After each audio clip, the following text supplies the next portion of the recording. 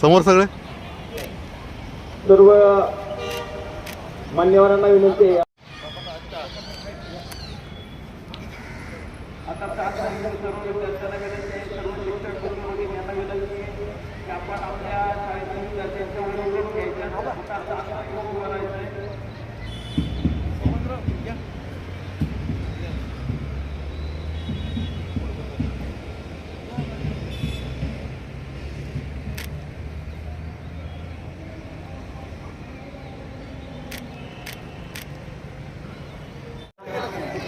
सर्व नागरिक आणि जे पालक आहेत त्यांना विनंती आहे की आपण या बाजूला यायचंय.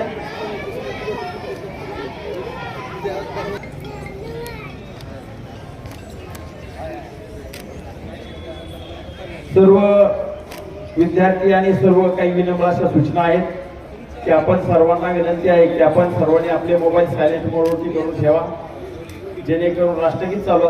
आज या ठिकाणी प्रजासत्ताक दिनानिमित्त आपल्या सासवड नगरपालिकेचे उपनगराध्यक्ष माननीय मनोहरतात्या जगताप यांचे शुभ हस्ते या ठिकाणी ध्वजारोहण होणार आहे.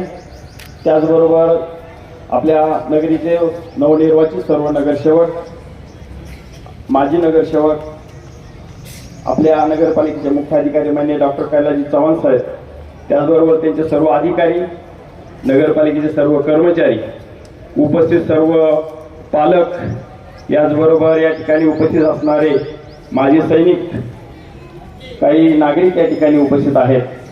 त्याचबरोबर शिक्षक बंधू भगिनी, पत्रकार बंधू भगिनी, या सर्वांचं, विद्यार्थी आणि उपस्थित सर्व नागरिक या सर्वांचं सासवड नगरपालिकेच्या वतीनं मी सर्वप्रथम मनापासून स्वागत करतो. आणि या ठिकाणी ध्वजारोहण आपण या ठिकाणी थोड्याच वेळात घेत आहोत.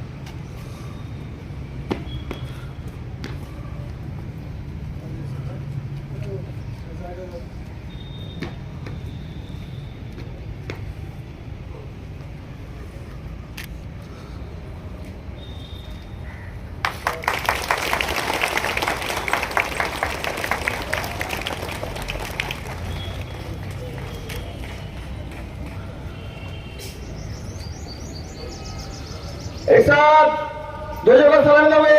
सलामी दो. जय गण मन अधिनायक जय हे भारत भाग्य विधाता. पंजाब सिंध गुजरात मराठा द्राविड उत्कल गंगा विंध्य हिमाचल यमुना गंगा उच्छल जलधि तरंगा.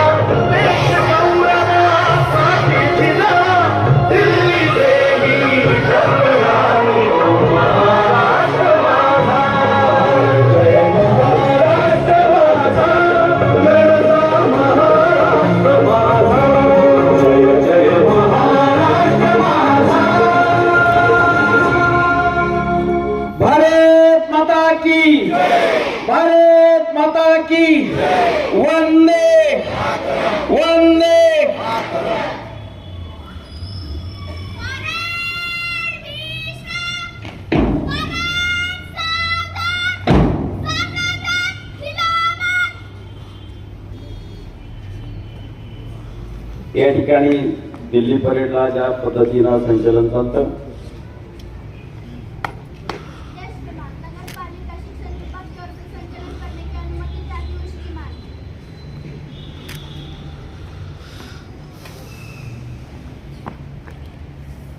शाळा क्रमांक वीरबाजी पासलकर शाळा क्रमांक 1चे विद्यार्थी त्याचबरोबर सावित्रीबाई फुले कन्या शाळेच्या मुली या ठिकाणी संचलनासाठी येत आहेत. दिल्ली परेडला ज्या पद्धतीनं संचलन चालतं अशा उत्कृष्ट पद्धतीचं संचलन आपल्याला या ठिकाणी पाहायला मिळणार आहे.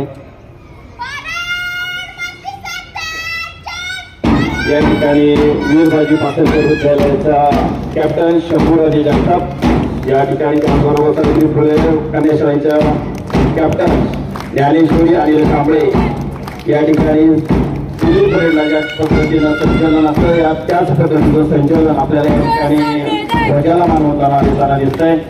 या स्काउट गाईडसाठी मार्गदर्शन केलेलं आहे संजयजी कांबळे सर, अनिलजी कांबळे सर, त्याचबरोबर श्रीनाथ ढोंगळे सर या सर्व मार्गदर्शक शिक्षकांचं पुन्हा एकदा अभिनंदन.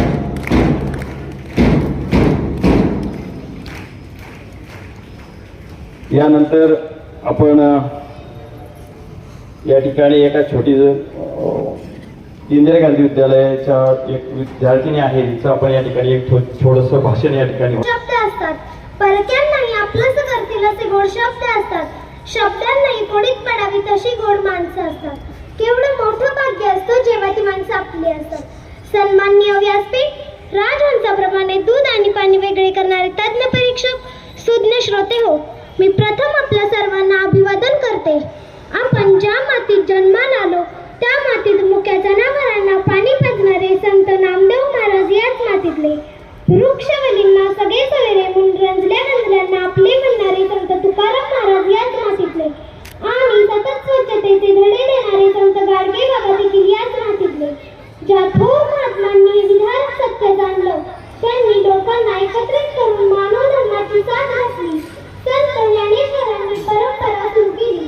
त्यांनी लोकांना एकत्रित करून पटवून दिलं की माणसाच्या जाती जरी अनेक असल्या तरी मानव धर्म एकमेव धर्म आहे.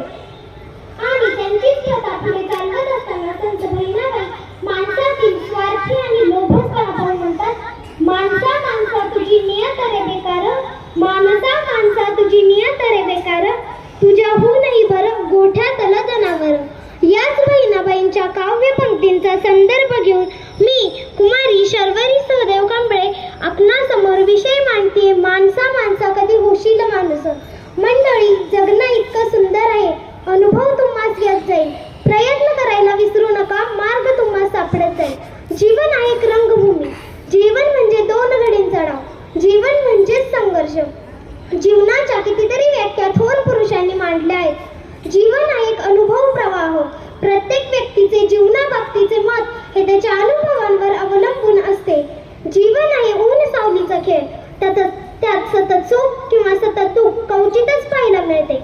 एवढ्याशा आयुष्यात खूप काही हवं असतं. एवढ्याशा आयुष्यात खूप काही हवं असतं. जे हवं असतं तेच मिळत नसतं. हवं असतं ते मिळालं तरी खूप काही कमी असतं. कारण चांदण्यांनी भरून सुद्धा आपला आभाळ मात्र कायम रिकामा असतं. माणसाने क्षुल्लक दुःखाने व्यक्त होऊन न बसता आंधळ्याचा डोळा व्हावं, लंगड्याचा पाय व्हावं आणि अनाथाचा पालक सुद्धा व्हावं. दुसऱ्याला आनंद द्यावा, दुसऱ्यासाठी जगावं आणि जगू द्यावं. जगता जगता जीवनाकडे पाहावं, जमेल तेवढेच जाणावं. या जाणीवेचे गाणे गुणगुणत पुढे जात राहावं. माणसाकडे आचारशक्ती आहे, विचारशक्ती आहे, बुद्धी आहे. एखाद्या आजाराप्रमाणे जीवनात प्रवेश करणाऱ्या खोटारडेपणाला निपटून साधे व सरळ जीवन जगण्याचा प्रयत्न केला तर सत्यम शिवम सुंदरम हे जीवन ब्रह्माचे रूप आपण सतत अनुभवत राहू शकतो. माणूस राग जितक्या सहजतेने व्यक्त करू शकतो तितकेच सहजतेने प्रेमही व्यक्त करू शकला असता तर जगण्याला किती मजा आली असती नाही. कारण माणसाच्या जीवनातील निम्म्या समस्या व्यक्त केलेल्या रागामुळे आणि कधीच व्यक्त न केलेल्या प्रेमामुळे वाढतात. निर्णय चुकतात आयुष्यातले, आयुष्य चुकत जातं. प्रश्न कधी कधी कळत नाही, उत्तर मात्र चुकत जातो. सोडवताना वाटतो सुटत गेला गुंता, पण प्रत्येक वेळेस वेगळीच गाठ बनत जाते. दाखवणाऱ्याला वाट माहीत नसते, चालवणाऱ्याचे ध्येय मात्र हरपून जातं. वाटतात तितक्या सोप्या नसतात काही गोष्टी. अनुभव म्हणजे काय हे तेव्हाच कळते तर माणूस खऱ्या अर्थाने माणूस केव्हा बनू शकेल तर असे मित्र बनवा जे जाणार नाही. असे हृदय बनवा ज्याला तडा जाणार नाही. असे प्रेम करा ज्यात स्वार्थ असणार नाही. असे हास्य करा ज्यात रहस्य असणार नाही. असा स्पर्श करा ज्याने जखम होणार नाही. आणि अशा लोकांना बनवा जी वेळेला तुमची सावली आणि वेळेला आरसा बनून राहतील. कारण सावली कधी साथ सोडत नाही व आरसा कधी खोटं बोलत नाही. माणसाविषयी बोलताना व पुकाळे म्हणतात की कोणी कसं दिसावं यापेक्षा कोणी कसं असावं हे महत्वाचं आहे. हे शक्य नसेल तर कोणी कसं नसावं याला तरी नक्कीच महत्व आहे. रंग स्वप्न पूर्ण झाले नाही म्हणून रडायचं नसतं. रंग उडाले म्हणून चित्र फाडायचं नसतं. तर लक्षात ठेवायचं असतं की सगळंच काही आपलं नसतं. आपल्या दुःखात कदाचित दुसऱ्याचं सुख असतं. माणसाला हव्या असलेल्या सगळ्याच गोष्टी माणसाला मिळत नाहीत, पण नको असलेल्या सगळ्याच गोष्टी माणसाला का हव्या असतात याचं उत्तर सुरेश भटांनी अगदी छान सांगितले. आयुष्य छान आहे पण थोडं लहान आहे. रडतोस काही वेळे लढणंच छान आहे. काट्यातही फुलांची झुलती कमान आहे. उचलून घेईल ते दुनिया दुकान आहे. निरर्थक म्हणतो तो बेईमान आहे. पूर्वी विद्वान सर्वत्र पूज्यते असे म्हणायचे, पण आता धनवान आणि सत्यवान सर्वत्र पूज्यते असे म्हणण्याची परिस्थिती निर्माण झाली. माणसातील ज्ञान लालसा संपून केवळ सत्तापीपासून वृत्ती निर्माण झाली. तेव्हाच माणसातलं माणूसपण खऱ्या अर्थाने संपायला सुरुवात झाली. एके ठिकाणी अब्राहम लिंकन म्हणतात, दृष्ट माणसांच्या दृष्ट कृत्यांची फळे ही नेहमी सज्जन माणसांनाच भोगावी लागतात. आणि आता आपण हेच अनुभवत आहोत.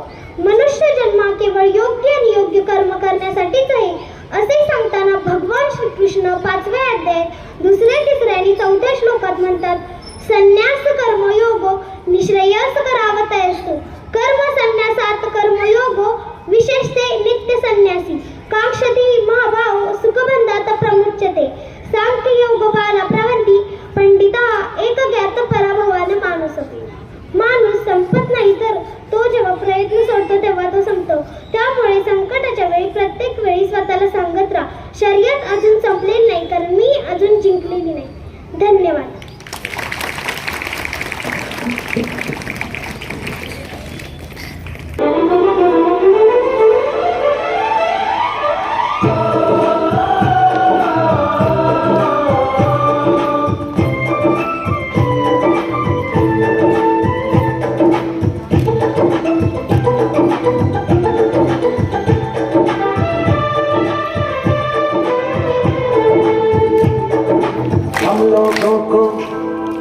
समझ सको तो हम लोगों को समझ सको तो समझो दिल भर जानी. जितना भी तुम समझोगे उतनी होगी हैरानी. हम लोगों को समझ सको तो समझो दिल भर जानी. जितना भी तुम समझोगे उतनी होगी हैरानी.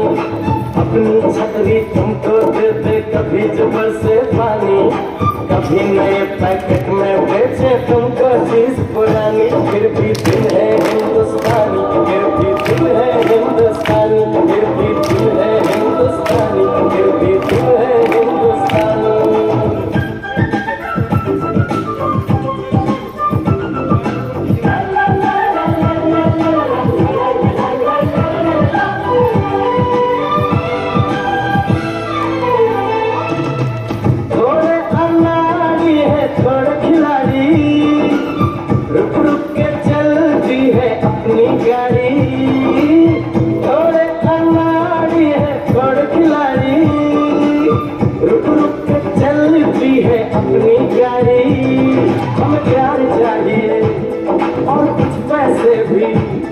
हम ऐसे भी हैं, हम हैं वैसे भी.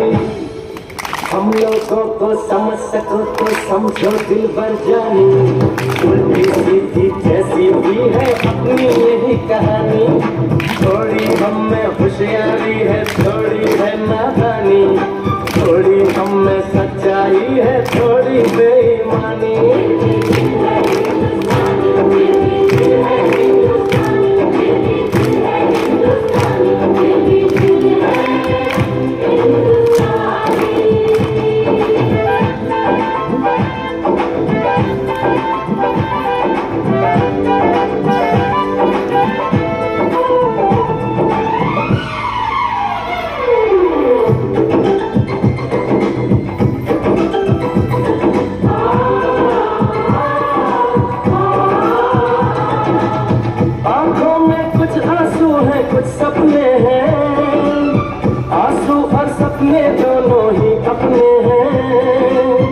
आंखों में कुछ आंसू है कुछ सपने हैं, आंसू और सपने दोनों ही अपने हैं। दिल दुखा है लेकिन टूटा तो नहीं है, उम्मीद का दामन झूठा तो नहीं है। हम लोगों को समझ सको तो समझो दिल पर जानी, थोड़ी मजबूरी है लेकिन थोड़ी है मनमानी, थोड़ी तू मैं है और थोड़ी खींचातानी। हम में काफी बातें हैं जो लगती है दीवानी, फिर भी दिल है हिंदुस्तानी, फिर भी दिल है हिंदुस्तानी, फिर भी दिल है हिंदुस्तानी, फिर भी दिल है हिंदुस्तानी।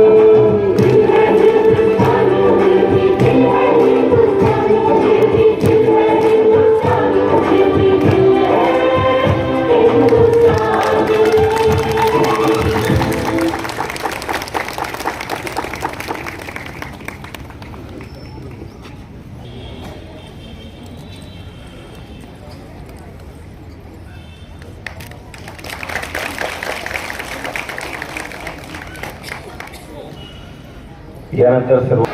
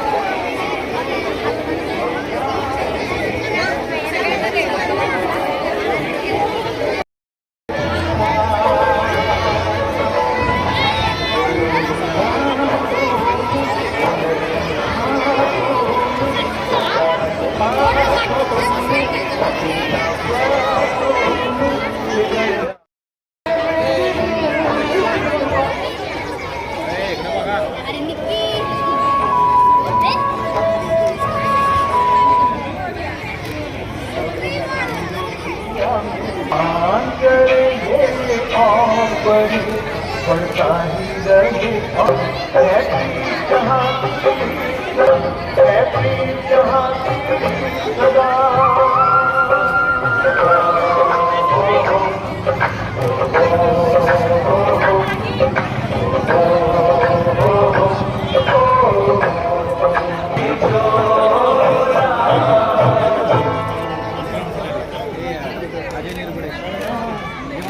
मेरा रंग दे बसंती छोड़ा, मेरा रंग दे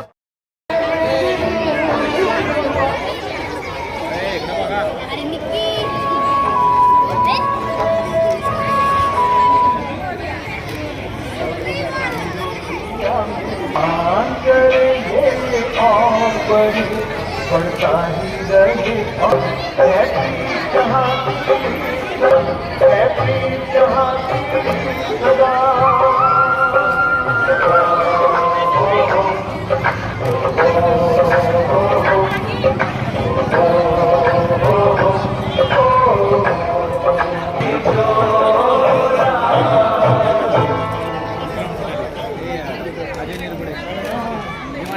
मेरा रंग दे बसंती छोड़ा, मेरा रंग दे